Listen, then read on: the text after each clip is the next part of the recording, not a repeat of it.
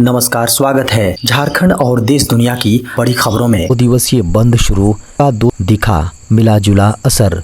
सरकार की नियोजन नीति के विरोध में झारखंड स्टेट स्टूडेंट्स एसोसिएशन और झारखंड यूथ एसोसिएशन की ओर से बुलाए गए 48 घंटे का झारखंड बंद शनिवार से शुरू हो गया। झारखंड के अधिकतर जिलों में इसका मिला जुला असर दिखाई दिया।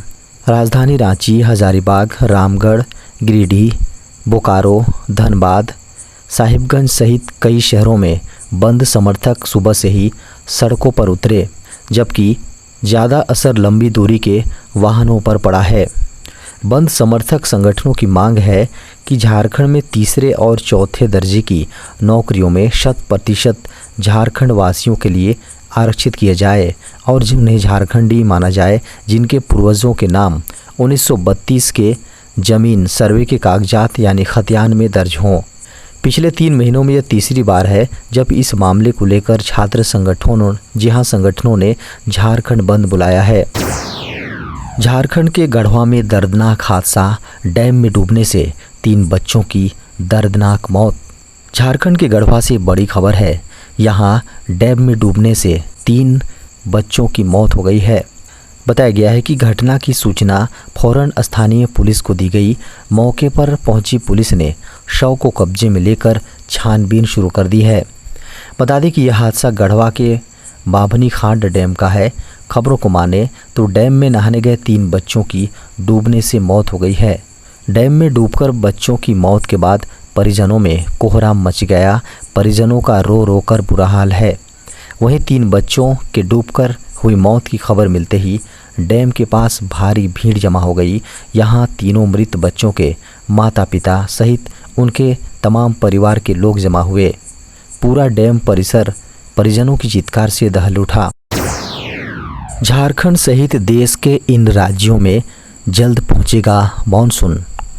गर्मी से परेशान लोगों को बेहद जल्द राहत मिलने वाली है। देश में केरल के रास्ते मानसून ने दस्तक दे दी है। अब धीरे धीरे पूरे देश में मानसून एंट्री करेगा। मौसम विज्ञान विभाग यानी IMD के अनुसार पूर्वोत्तर राज्यों में मानसून आने के कारण मणिपुर, नागालैंड, मेघालय एवं मिजोरम में अगले 3 दिन में और असम एवं अरुणाचल प्रदेश में अगले 5 दिन में भारी से बहुत भारी बारिश होने की संभावना जताई गई है। देश के अन्य राज्यों में भी मौसम ने करवट लेना शुरू कर दिया है। बस लोगों को मानसून का बेसब्री से इंतज़ार है। भारत मौसम विज्ञान विभाग यानी IMD के वेबसाइट के अनुसार झारखंड, बिहार, छत्तीसगढ़ और ओडिशा में 15 जून तक मानसून के प्रवेश करने की संभावना जताई जा रही है। AI के लिए कानून लाने की तैयारी में केंद्र सरकार। इलेक्ट्रॉनिक्स एवं सूचना प्रौद्योगिकी यानी IT राज्य मंत्री राजीव चंद्रशेखर ने शुक्रवार को कहा कि सरकार आर्टिफिशियल इंटेलिजेंस यानी AI और अन्य प्रौद्योगिकियों से यूजर्स पर होने वाले नुकसानों के जरिए से इनका नियमन करेगी। AI के विकास से नौकरियां जाने की आशंका को खारिज करते हुए उन्होंने कहा कि अगले कुछ वर्षों तक AI के कारण से रोज़गारों पर कोई खतरा नहीं है, लेकिन 5 साल तक में ऐसा हो सकता है।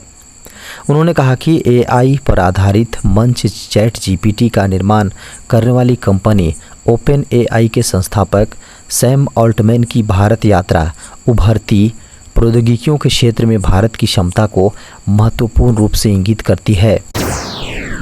झारखंड में प्रचंड गर्मी को देखते हुए सरकारी प्राइवेट स्कूलों को बंद करने की उठी मांग। झारखंड के लोगों को फिलहाल गर्मी से राहत नहीं मिल रही है। गर्मी का कहर अगले 3-4 दिनों तक जारी रहेगा। झारखंड के लगभग सभी जिलों का अधिकतम तापमान 40 डिग्री सेल्सियस के आसपास ही रहा। गोड्डा का अधिकतम तापमान शुक्रवार को 44 डिग्री सेल्सियस रहा। जमशेदपुर और डाल्टनगंज का अधिकतम तापमान 43 डिग्री सेल्सियस के करीब रहा। मौसम केंद्र के अनुसार 11 जून से झारखंड के कई इलाकों में हल्के से मध्यम दर्जे की बारिश हो सकती है। 15 जून के बाद ही पूरे झारखंड में लोगों को गर्मी से कुछ राहत मिलने की संभावना है। खबरों को माने तो वर्तमान में भीषण गर्मी व हीट वेव चलने पर सरकारी व निजी स्कूलों के बच्चों के अभिभावकों व सिविल सोसाइटी के सदस्यों ने स्कूल के संचालन के समय में परिवर्तन की मांग कर रहे हैं। झारखंड के मुख्यमंत्री हेमंत सोरेन के अंडमान निकोबार प्रवास के दौरान उनसे शुक्रवार को वहां रह रहे झारखंड के आदिवासियों मूलवासियों के एक प्रतिनिधि मंडल ने मुलाकात की।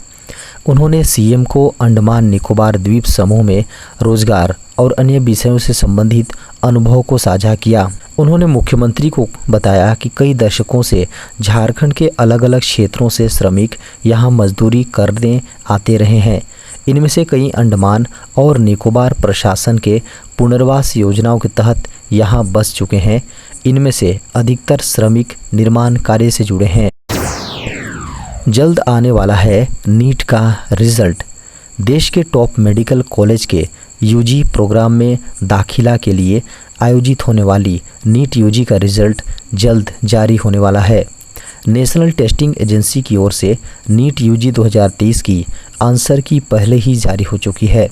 साथ ही आंसर की पर ऑब्जेक्शन प्रक्रिया भी पूरी हो चुकी है।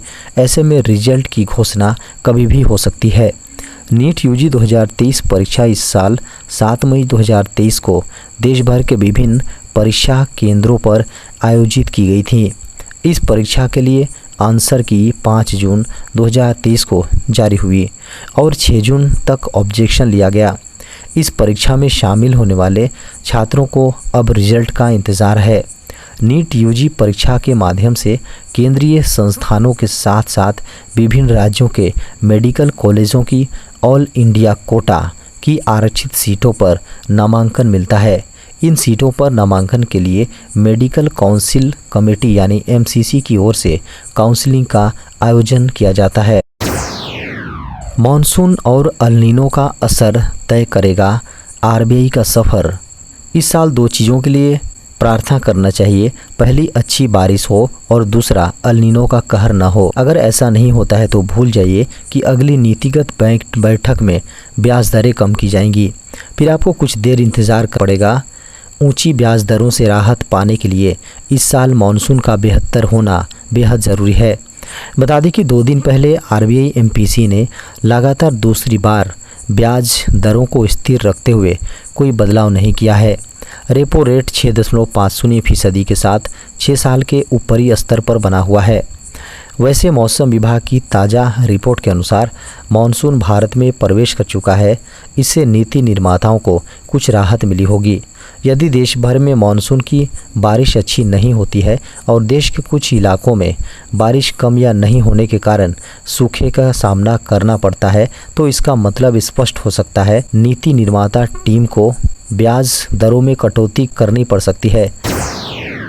10 साल से पुराना आधार को अपडेट कराना हुआ ज़रूरी। अगर आपका आधार कार्ड 10 साल से भी अधिक पुराना है और आपने अभी तक उसे एक बार भी अपडेट नहीं कराया है, तो आपके लिए यह काम जल्द से जल्द कराना बेहद ज़रूरी है। आप 14 जून तक अपने आईडी प्रूफ और एड्रेस प्रूफ को ऑनलाइन अपडेट कर सकते हैं। आप अपने आधार कार्ड को myAadhar.uidai.gov.in पर जाकर मुफ्त में ऑनलाइन तरीके से अपडेट कर सकते हैं। हालांकि अगर आप कॉमन सर्विस सेंटर या फिर आधार सेंटर के ज़रिए अपने आधार को अपडेट कराते हैं तो इसके लिए आपको 50 रुपये की फ़ीस देनी होगी।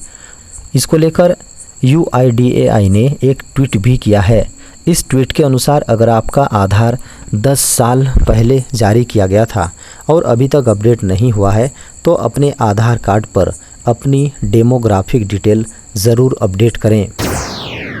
देश में पिछले 24 घंटों में संक्रमण से नहीं गंवाई जान, 781 लोगों ने लगवाया टीका। देशवासियों के लिए राहत भरी खबर है। पिछले 24 घंटे में कोरोना संक्रमण से किसी व्यक्ति की मृत्यु नहीं हुई है, जिससे मृतकों की संख्या 5,31,888 पर बरकरार है। इस बीच देश में कोरोना टीकाकरण भी जारी है और पिछले 24 घंटों में 781 लोगों को टीका लगाया गया है। अब तक देश में 2 अरब 22 करोड़ 67,29,668 लोगों का टीकाकरण किया जा चुका है। स्वास्थ्य मंत्रालय की ओर से शनिवार को जारी आंकड़ों के अनुसार देश में कुल संक्रमितों की संख्या 4,49,92,648 है। सक्रिय मामलों की संख्या 54 घटकर 2,501 रह गई हैं। इस दौरान में कोरोना संक्रमण से रिकवर होने वालों का आंकड़ा 240 बढ़कर 4,44,58,259 पर पहुंच गया है।